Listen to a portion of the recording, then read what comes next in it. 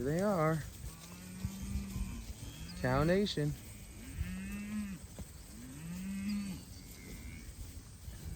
They keep coming.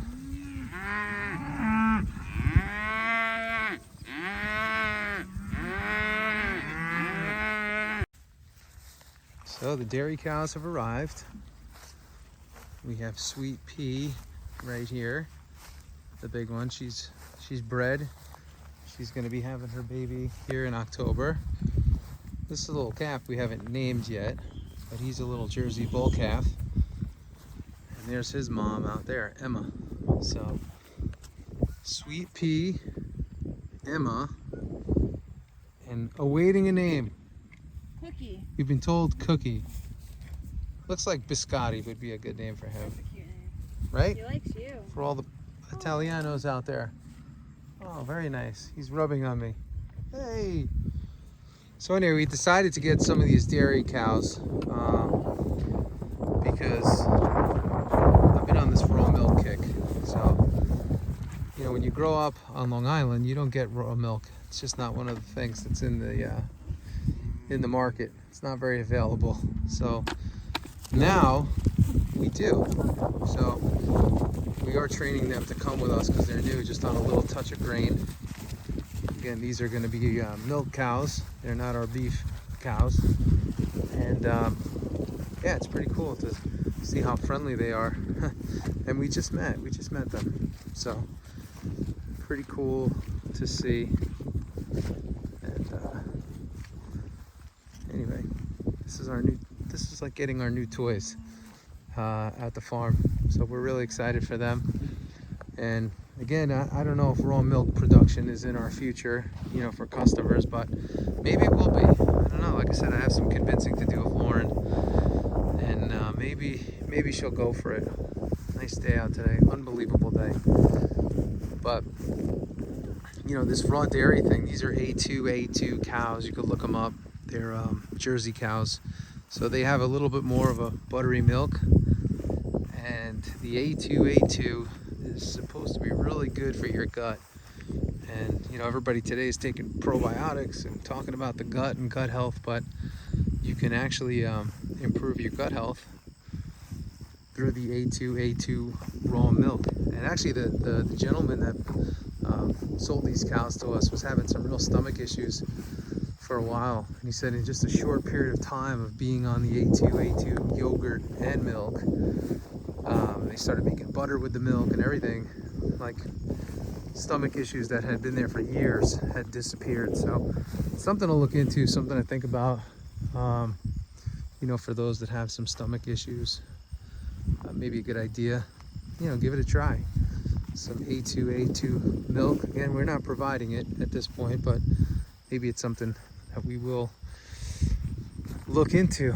You know, dairy gets such a bad rap, and a lot of it's from conventional dairy methods.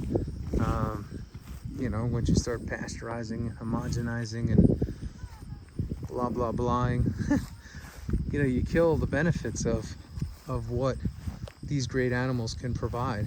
So that's why, you know, when you hear about these people that grow up on farms their whole life and they're drinking milk straight out of the cow, you know, their immunity is amazing. They're strong as hell. So you start thinking about things from that perspective. You're like, man, if I could really eat off the land, what's possible? What's possible here? So anyway, that's our goal, you know. And you realize, actually, you know, we have access to all this great meat, and we were talking about it yesterday. Lauren and I said, you know, like, what would it take to eat off the land exclusively, like where you don't have to go to a grocery store? What would it take? And you know, the hardest thing we found would be the vegetables and the produce, especially come winter time. You know, you can can and do things like that, but you know, it could be a little bit challenging on that end. But when it comes to beef and chicken and pork, and you know, getting now milk and butter that we can make and fresh cream, you know, we can do all that. So that provides a lot of the basics. But when it comes to the produce, that's where we found that we would have a little bit of struggle living off the land. So anyway, let me go get with these cows here and say hello, and we'll be back with you later. Here they come, here they come. Here they come. Come on, cows, come on now. Come on. Hey, hey, hey, come on, cows. Come on, cows. Come on now, come on. Come on, cows. Another fresh move today. Come on, cows, come on. Good cows, good cows. Alright, well, this is our second crossing of the day. It's a little dry.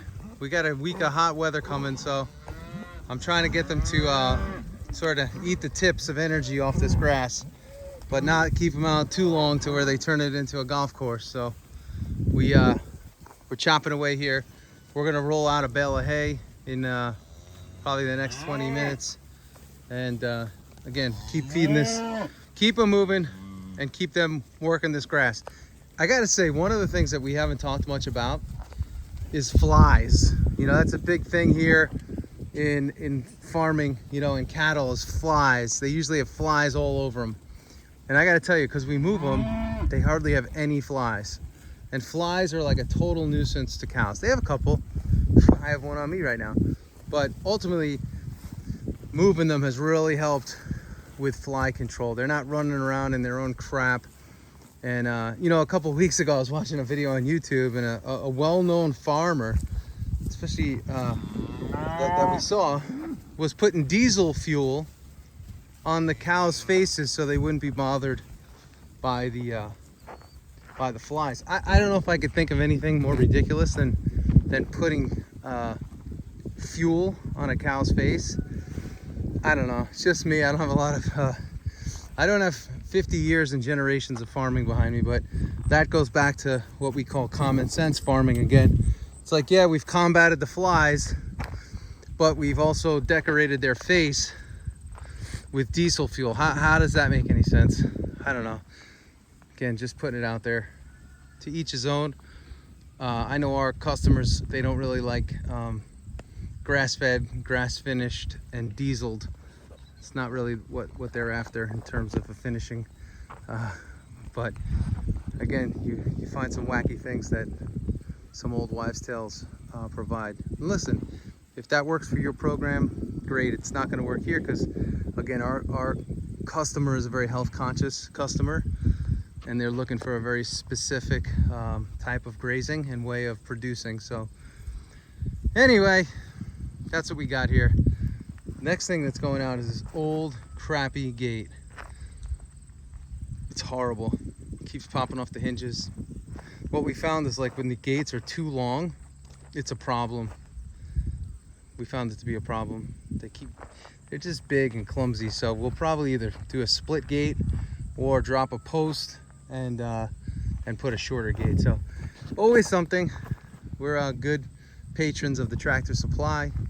Give them a lot of weekly business to help us get the farm right. So anyway, you can see what we got here. Everybody's looking good, doing good, and this will be their second bale of hay that we dropped today. Again, we're trying to manage it well, but ultimately we can't save the hay for the winter because that's the best time. Again, I'm also seeing a little more rib than I would like this week than I did like 2 weeks ago. You can, if you follow some of the videos. So it's a sign that they probably need a little bit more fuel and fire. So I'm going to start firing double bales at them probably every day as we move them, just to keep them fit. And like I said too, we have the great culling coming as well, and that's what we got. So anyway, all good stuff, all positive.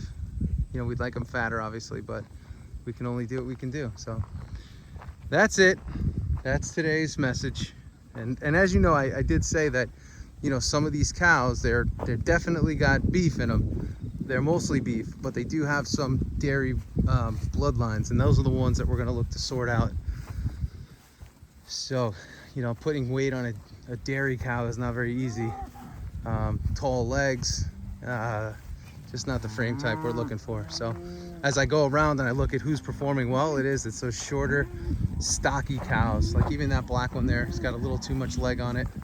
This black one, a little too much leg on it.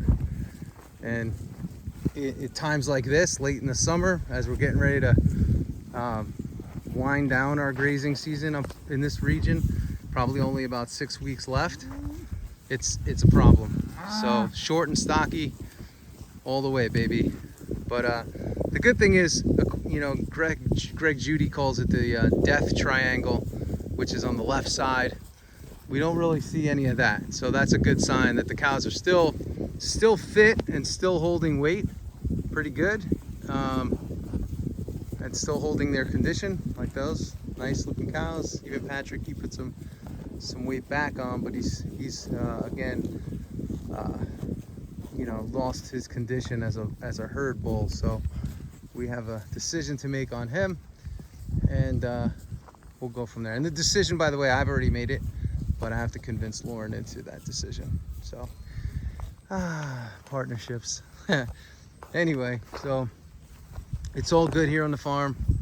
Got a great night. You know, I'm filming this on Labor Day weekend, and we have had some incredible weather for sure. And we'll take this every day of the week. I'd take it every day of the year. I know some people in this region, they don't like the cold. I mean the heat. I'd take the heat any day over that cold, because it gets freaking cold in this area like nothing you've ever felt before. Us Long Island / Florida people, we're not used to this weather. I mean, it is weather. It makes you tough and it makes you strong, but it makes you question things every single day that you go out at. Why would you start a farm in the coldest climate around? Very strange decision, but we made that decision. This guy's also, we got to check his left foot. We got something going on with that excuse me, back right foot. We're gonna have to get him idle for a second and see what the heck is going on, because he's had a little bit of a limp. He is one of the ones that we're gonna be, or she is one of the ones we're gonna be moving from the herd, but we got to figure out what the heck's going on first. So everybody's doing good, feeling good, hanging out, relaxing. Beautiful, beautiful, beautiful. I had to whack that out yesterday, that weed right there. But yeah, man, these cows are looking good for the most part.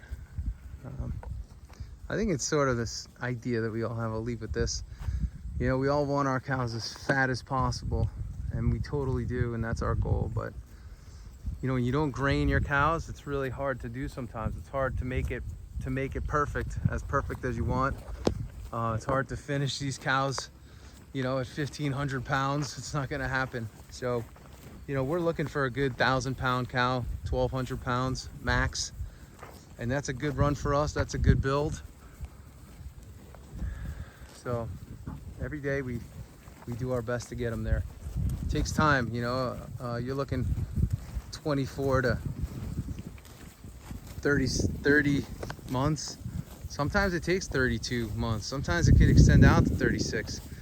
It's a little older than we'd like, 36. We try to keep them 24 to 30, but you got to do what it takes to get the job done. So that's what we're all about. Got to get that job done and get nice fat cows. So anyway, thanks for hanging with us tonight. Another good day. Another one in the books. It's amazing how fast these days go. I feel like every day is winding down. I'm shooting another video, but it's all good. So have a great day, have a great night, have a great life whenever you're watching this, and we'll talk to you soon. Enjoy. Thank you. If you like hanging with us here on the ranch, on the farm, give us a thumbs up, give us a like, give us a subscribe, give us some comments. We love the comments, and we love hearing from all of you guys and gals. So we will talk soon from Freedom Farms. And I didn't say this in the beginning, but we have Freedom Fest coming up September 16th here. So if you're in the area, if you're not in the area and you want to come up, we do a big party on that field right there. We have music, We have face painters, we have jump houses, we have all sorts of stuff. We do a pig roast, we cook all of our meats, and it's absolutely free. So we hope you can make it. Freedom Fest here in Greene, New York. Spend the night, spend the weekend. It's a great time of year here to be up in this region. It starts to cool down, a little bit of that fall air. So as you're hanging with your friends and family this week, talk about it. September 16th, Saturday, 1 to 6. Check the hotels in the area, Airbnbs. Come up for the day. You'll have a good time with us, and we'd love to meet everybody. So we'll see you soon. Give us a thumbs up, give us a like, give us a subscribe, and have a great time. See ya.